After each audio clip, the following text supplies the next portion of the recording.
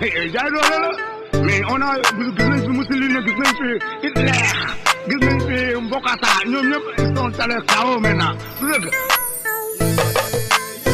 wax ko du dëgg boo ko xoolee xam ko booy boobu psychologue boo jàngoon psychologie boo xoolee booy bi xam ne kii li muy wax dëgg la Sénégal nag boo dëggee ñu dëgg la Sonko neex na leen boo wallaay kenn bañ ko ki kay jéem ak ki kay forcé xam nga ni mos du benn Sonko neex leen boo wallaay kenn bañ ko bokk gis-gis ànd ak Pastef Sénégal yow la ñu xam Sonko neex na leen boo wallaay kenn bañ ko ki kay jéem ak ki kay forcé xam nga ni mos du benn Sonko neex leen boo wallaay kenn bañ ko bokk gis-gis ànd ak Pastef Sénégal yow la ñu xam. Salaamaaleykum, merci beaucoup Makhtar. Je me présente Daouda Ndiaye de la section Pastef de Bergamo, Youssoufa Diop, délégué aussi de la section Pastef de Bergamo, ñëwoon pour représenter toute la section de Bergamo à l'Assemblée générale de Bologna. Donc di leen remercier di leen jaajëfal di ñaan yàlla que l'Assemblée générale se passe ci jàmm ñu commencé ko ci bismillahir rahmanir rahim eggale ko ci alhamdulilah rabbil alamin donc mooy les mots de bienvenue di nuyu waa Bologna ñëpp di nuyu tout le monde merci beaucoup. salaamaaleykum man maa ngi tudd Lamine Diédhiou coordonnateur de Treviso dañuy ñëwoon fii tey Bologna juste pour participer aussi à l'assemblée générale qui sera organisée aujourd'hui donc dama àndoon ak sama délégation ki ñu nommé Wuri Diallo vice coordonnateur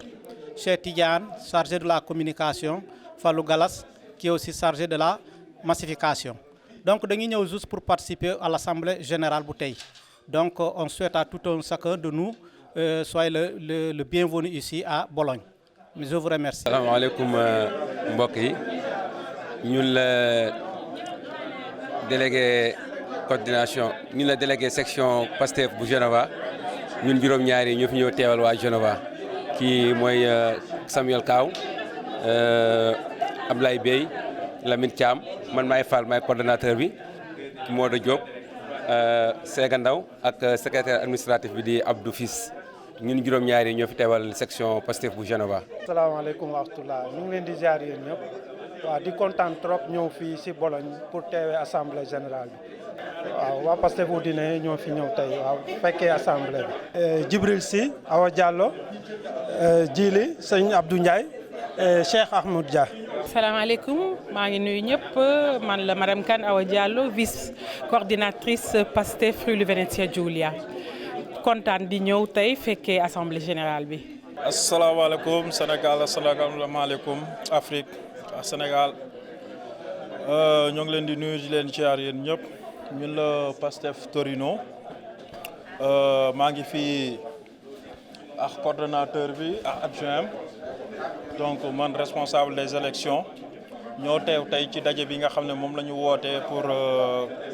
créer bureau bu bees bi au niveau de Italie donc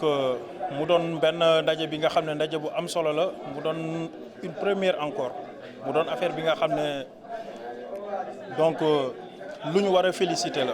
parce que mbooloo bi fi daje yëpp amul kenn ki nga xam ne dañ ko jox xaalis pour mu ñëw fi donc loolu rek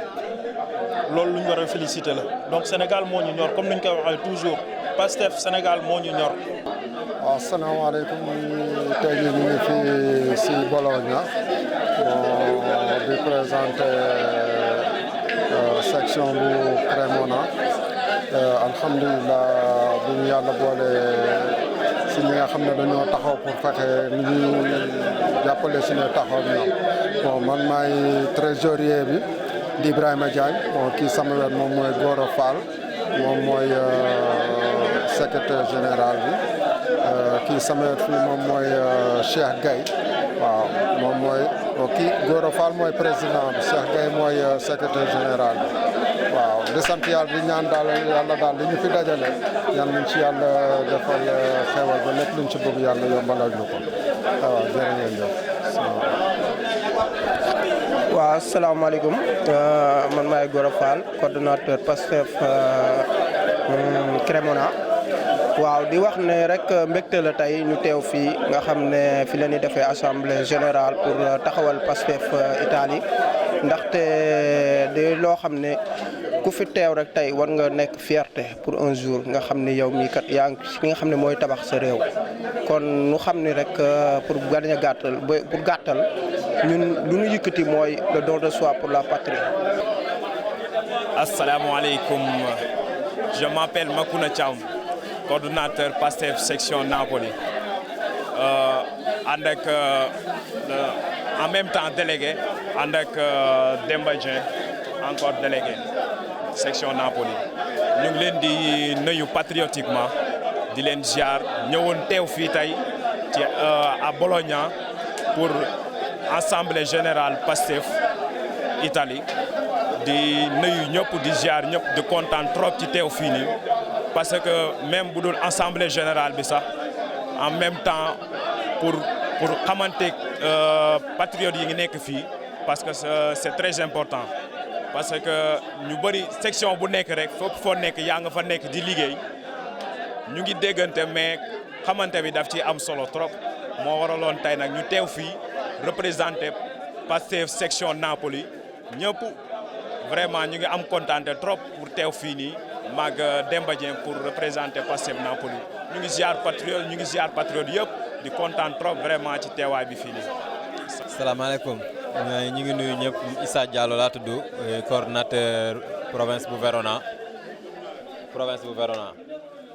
ñu ngi fi comme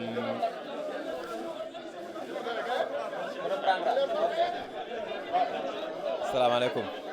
Issa Diallo laa tudd coordonnateur province bu Verona ñu ngi fi ak 4 délégués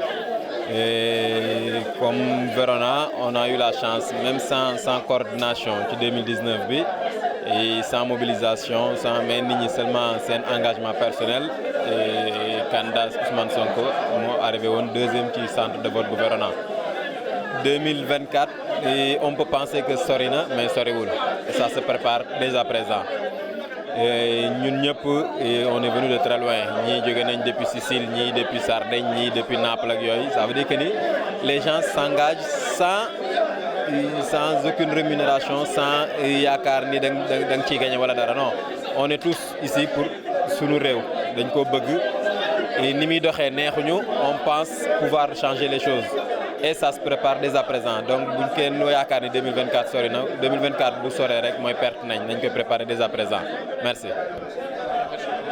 bismillaahi rahmaani rahiim asalaamaaleykum wa rahmatulaahi taala wa barakaatuh maa ngi nuyu ñëpp man la Seynabou Sakho délégué Brescia ànd ceeg sama naataango waa PASTEF Brescia ci sama droite Babou Kébé Diédhiou Diagne Moustapha Diop ak sunu coordinateur Matar Sow ñu ngi kontaan ci assemblée générale bi ñu ñëw fi fekke ci ko Bologna di souhaiter le bienvenu à monsieur Diomaye Faye Bassirou Diomaye Faye chargé de la diaspora ñu ngi nuyu ñëpp di kontaan bu baax ci di woo ñëpp nag ci PASTEF di woo jigéenu Italie ñu ngi leen di xaar ci PASTEF ñu ñëw ñun ñëpp ñu ànd liggéey pour sunu réew ñu ngi kontaan nag di jaajëfal ñëpp ñu fi taxaw ci bis bi wasalaam. waa asalaamaaleykum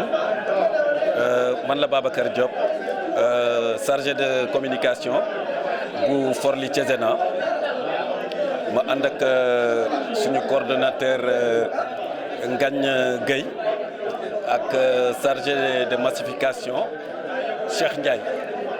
waaw ñun dañu ñëw nekk ñetti nit mais nag juróom-ñaar la ñu waroon doon comme ay délégué mais yeneen 3 yi dañoo nekk Sénégal yeneen ñetti nit ñi ku ci mel ni Mamadou Wade Asmor Diop ak ku ci mel ni Madi Dabo mais terewul dañoo sacrifié wu ñëw ñun ñett parce que loo xamante ni la mënul ñàkk c'est indéniable il faut ñu ñafe ñëw dóor ko waaw parce que patriotisme rek moo ñu tax a jóg ak bëggu defar suñu dëkk pour mu baax waaw moo taxoon ñu jóg te moom moo ñuy tax a jóg saa su nekk saa yu Pastef fu woote vraiment dañu war a def le tout pour teew pour gën a mën a am représentativité fii au niveau de la diaspora parce que loolu loo xamante ni la impact la bu am solo boo xamante ni booy xool Pastef sax ci diaspora bi lañ gën a pointé waaw diaspora bi rek moo mën a gañal Pastef moo tax ñun ñi fi nekk loo xamante ni nii du chaque semaine du chaque mois benn yoon lay doon ci 6 mois bu ñu wootee ñëpp war nañ mën a fexe teew sacrifié wu ah ba nga xamante ni nii vraiment li ñu bëgg ci massification dinañ ko am te li ñu bëgg pour suñu réew ak pour suñu avenir réew dinañ ko am waaw ñoo ngi leen di gërëm nag di leen sant pour bañ a guddal comme dañuy waaj a commencer merci beaucoup à tous les patriotes. salaamaaleykum waa Italie salaamaaleykum waa Sénégal waaw ñun nag ñun ñoo jógee Rome bokk si délégué Rome yi 6 délégués ñi nga xam ne waa Rome ñoom la ñu tànn donc man maay Makhtar Ndong chargé de la massification kii mooy Daba Sène chargé de responsable des femmes Arouna Goudiaby adjoint massification Bouna commission des sages ki mooy Adama Dramé adjoint communication Mang Sène chargé de la communication Rome donc ñun 6 nii la Rome yabal pour vraiment ñu ñëw si coordination bi nga xam ne ku fi ñëw rek dafa am foo jógee ku fi ñëw aussi dafa am ku la yabal te kooku la yabal vraiment daf la wóolu yabal la fii pour vraiment nga représenter Pastef représenter Italie représenter Sénégal yëpp parce que fii soo xoolee gox bu nekk sénégalais yi nekk Italie yëpp wane nañu seen bopp donc ñëw nañu fii aussi pour vraiment ñu xool ñi nga xam ne ñoom la waa Italie yëpp tànn pour ñu doxal bureau bi ñi nga xam ne ñoom la ñu tànn nag gënuñu ñi nga xam ne aussi ñoo ngi si kër ga mais dafa fekk kenn ku nekk il faut mbooloo moo gis il faut mu am ku jiite donc ñooñu jiite aussi nañu xam ne ñi leen jiital da leen wóolu jiital leen wane na ñu war a wane seen détermination wane aussi pour ñu changer Sénégal il faut kenn ku nekk dugal si loxoom moo tax ñu ñëw fii incha allah pour bureau bi. waaw salaamaaleykum Pastef Italie man la Makhtar Tall coordinateur Pastef Pisa ñëwoon fii tey si rencontre bi si assemblée générale bi donc ma ànd ak sama délégué yi sama gauche Mor May sama droite Babacar Lo donc dañ fi ñëw pour représenter Toscana donc ma jox parole bi Babacar Lo au nom du Pastef Firenze mu wax quelques kàddu. Salam alaikum, bonjour. Je m'appelle Babacar Lo. Je suis le secrétaire administratif de la section Firenze. Nous représentons Firenze. di am une désolation parce que sama beneen délégué bi moo doon àndal dafa am malaise bi ci guddi ba finalement mujjul déplacé quoi donc maa fi représenté section bu Florence ànd ak waa section bu Pisa Makhtar ak Mor Mbaye ñoo fekk merci. salaamaaleykum man la Moustapha Diop Pastef Fayensa maa ngi ànd ak Mamadou Diop ànd ak Lamine Diop waaw di nuyu suñu mbokku patriote yëpp di leen ziar di wax ni suñu engagement li ko waral rek mooy patriotisme maanaam bëgg suñu réew xam aussi li nga xam ni moom moo ñu war ci suñu réew ñu war a taxaw ànd ko ak suñu président Ousmane Sonko ànd ko ak patriote yëpp ànd ko ak Pastef am yaakaar que ni ak Pastef dina nekk changement bu mag pour Sénégal pour que li nga xam ni moo ñu metti ci suñu réew lépp ñu mën ko fa jëlee mën a xeex pour suñu réew développé mën a xeex pour que vraiment ñi naneen réew yeneen réew yi mel suñu réew mel ni je crois que voilà merci. asalaamaaleykum yéen waa Bologna ñun la waa Pastef région Parme man le coordinateur El Hadj Leyti muy bu Pastef région Parme ak vice coordinatrice muy soxna Missine Ndiaye di jàmbaar trop nag ci lutte bi ñooy vraiment di ñëw di jaajëfal waa Bologna ku ci mel ni Ibrahima Lo sëñ Abdou Mbacké di leen jaajëfal ci liggéey bu rafet bi nga xam ne ni teeru nañu ko ci teeru bu rafet bi di ñaan yàlla aussi mu àggale leen journée bi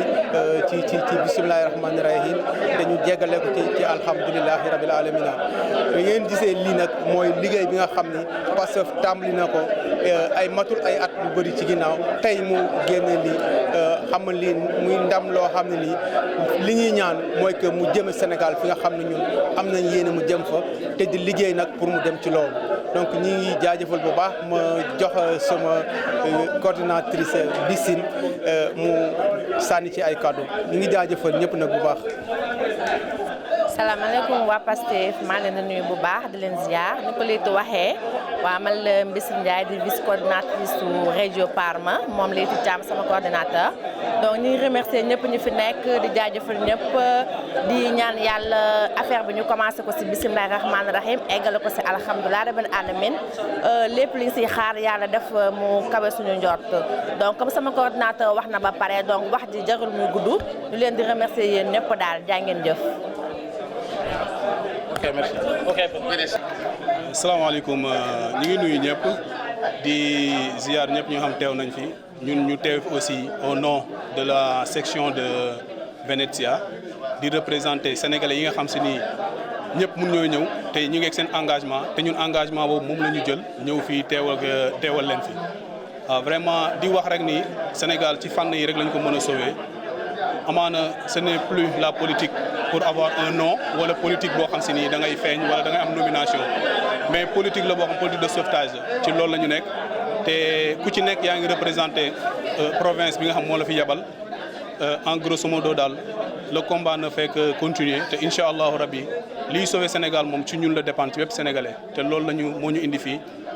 400 kilomètres 1000 kilomètres lu ci waaye daw c'est pour servir sa nation di remercier ñëpp jërë ngeen jëf. asalaamaaleykum ñu ngi leen di nuyu yéen ñëpp di leen ziar ñun la waa Pastef Milano ànd ak suñu coordonnateur muy Serigne Fallou Gueye ñun délégué yëpp ñu ngi nii ci kàttanu suñu borom di am contentement bu rëy wax dëgg yàlla ci accueil bi ñu ngi ànd ak Fat Bintou ànd ak Awa Diagne ànd ak Soxna Aram madame Mbaye ànd ak Pape Thierno ànd ak Pape Diallo ak Ndeye Dramé ak Soxna Sophie Ndiaye di kontaan lool nag ci accueil bi ngeen ñu accueillir di ñaan si kàttanu yàlla li ñu fi indi ñun ñëpp yàlla na ko suñu borom sottal te sottal ko ci anam yi gën si ñun ñëpp gën si kañu yabal ak kañu yónni ci daraja yonent bi kontaan nañ lool merci beaucoup. jaay doole la mais on a gis nañ fi Mussolini gis nañ fi Hitler gis nañ fi Mbokata ñoom ñëpp ils sont allés KO maintenant du dëgg wax ko du dëgg boo ko xoolee xam nga booy boobu psychologue boo jàngoon psychologie boo xoolee booy bi xam ne kii